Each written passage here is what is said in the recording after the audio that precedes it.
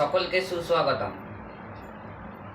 আজকে যে পড়াটা করব সেটা পড়ার আগে কিছু প্রশ্ন করব এবং তার উত্তর ভাবনা করার চেষ্টা করব। যদি প্রশ্ন করা হয় যে পৃথিবীতে ধর্ম কিভাবে সৃষ্টি হলো, দ্বিতীয় প্রশ্ন ঈশ্বর কিভাবে পৃথিবীতে এলো, 3 নম্বর প্রশ্ন এই ঈশ্বরের যে নিয়ম কানুনগুলো রয়েছে সেইগুলোই বা কেন এলো।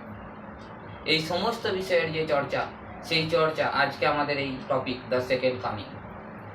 যদিও দেখে মনে হবে এটি সিম্পল একটা ঘটনা, যেখানে বলা হচ্ছে যে একটা ফ্যালকন এবং একটা ফ্যালকনার কিছুক্ষণ বাদ পূর্বের মানেগুলো কি, কেমনভাবে একটা ফ্যালকন তার ফ্যালকনার যে রয়েছে তার কথা মানছে না, এবং সেখানেই দ্য সেকেন্ড কামিং সৃষ্টি হচ্ছে।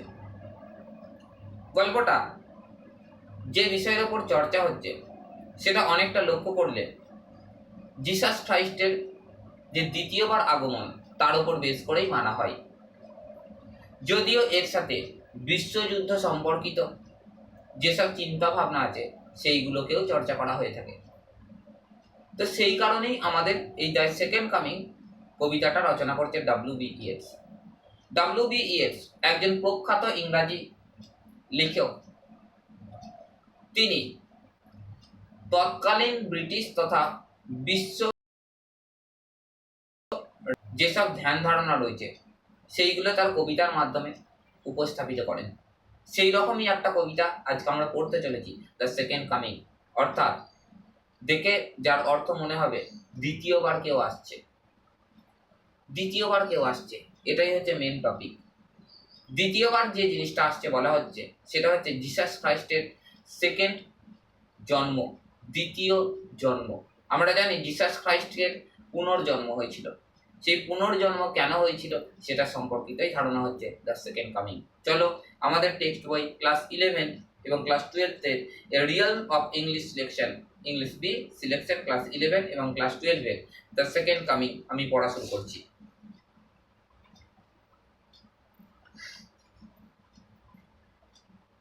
The Second Coming by W.B. Yeats or William Butler Yeats.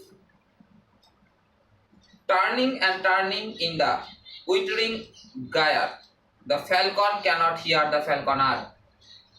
বলছে turning and turning in the winding gyre, বারবার ঘুরপাক খেতে খেতে উঠছে, বারবার ঘুরপাক খেতে খেতে উঠছে, উঠতে উঠতে এমন একটা পর্যায়ে চলে আসছে যেখানে ফ্যালকন ফ্যালকনারের কথা শুনছে না। আসলে ফ্যালকন কি? ফ্যালকন বাজ পাখি টাইপের এক ধরনের পাখি। এখানে যে বাজ পাখির কথা বলা হচ্ছে সেই বাজ পাখি আসলে বাজ পাখি নয়, সেই বাজ পাখি হচ্ছে মানুষের ঔদ্ধত্য। মানুষ বাড়তে বাড়তে এমন এক পর্যায়ে চলে আসছে যখন সে ঈশ্বরের কথাই আর মানতে চাইছে না। সেই ঈশ্বর যে তাকে সৃষ্টি করেছিল তার কথাই মানতে চাইছে না। The falconer can't hear the falcon, the falcon can't hear the falconer. Falcon ফ্যালকনের কথা শুনছে না। Things fall apart, the center cannot hold, mere anarchy is loosed upon the world. কি বলছে? Things fall apart, সব কিছু শেষ হয়ে যাচ্ছে। আমি কিন্তু ওয়ার্ড বাই ওয়ার্ড মানে পড়াচ্ছি না, আমি আসলে যেটা এর অর্থ সেটা বোঝানোর চেষ্টা করছি। The center cannot hold, যে মেন সেন্টার যার পাওয়ার, সে কিন্তু সেই পাওয়ারটাকে আর ধরে রাখতে পারছে না। মানে তাকে যে মানবে, ঈশ্বরকে যে মানুষ মানবে, সেই জিনিসটা কিন্তু আর মানুষের মধ্যে নেই। মানুষ ঈশ্বরের উপরে চলে আসার চেষ্টা করছে। মেয়ার anarchy is loosed upon the world, mere anarchy is loosed upon the world, এর প্রভাব কিন্তু পুরো পৃথিবীতেই পড়ছে। The blood dim tide is loosed and everywhere the ceremony of innocence is drowned. বোঝো, the blood dim tide is loose, রক্তের যে ঢেউ রয়েছে সেগুলো ধীরে ধীরে লুজ হচ্ছে, যেগুলো শেষ হয়ে যাচ্ছে। And everywhere the ceremony of innocence is drowned, এবং সব জায়গায় ইনোসেন্স, সরলতা, সেটা কিন্তু ধীরে ধীরে শেষ হয়ে যাচ্ছে। অর্থাৎ ঈশ্বর যে উদ্দেশ্যে মানুষকে সৃষ্টি করেছিল সেটা কিন্তু আর থাকছে না। এটা সম্পর্কিত একটা ধারণা দিতে গিয়ে আমরা আদম এবং ইভের গল্পটা হালকা করে বোঝার চেষ্টা করি, খুব ভালো করে বুঝতে পারবো। আদম এবং ইভ যখন স্বর্গের উদ্যানে খেলা করছে তখন ঈশ্বর তাদেরকে একটা জিনিস বারণ করেছিল, তোমাদের সব ধরনের সুখ দিয়ে দেওয়া হবে। তোমরা পৃথিবীতে, তোমরা স্বর্গের জগতে প্রেমের জীবনে থাকবে, দুঃখ কোনোদিনও তোমাদের ছুতে পারবে না। শুধু একটাই কথা, জ্ঞান বৃক্ষের যে ফল সেই ফলটা তুমি খাও না। এই জ্ঞান বৃক্ষের ফলটাই কিন্তু তখন খেয়ে ফেলেছিল, যে কারণে আজকে পৃথিবীর সর্বশ্রেষ্ঠ জীব মানুষ, জ্ঞানী, তার সৃষ্টি হয়েছিল। কিন্তু একটা জিনিস হয়েছিল, ঈশ্বরের কথা সেই দিন থেকেই মানুষ কিন্তু মানা ছেড়ে দিল, এবং তার ফলেই আজকে পৃথিবীতে ইনোসেন্সের শেষ হয়ে এলো। বুঝতে পারছি আমরা কেমন ভাবে চলছে গল্প।